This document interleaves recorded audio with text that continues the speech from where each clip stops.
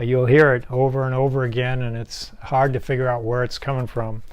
And if you move the spokes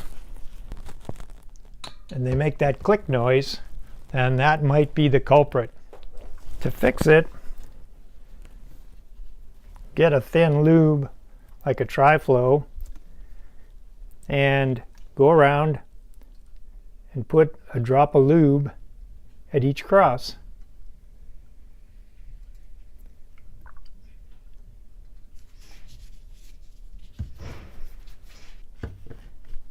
Then squeeze it to give it a chance to work its way in.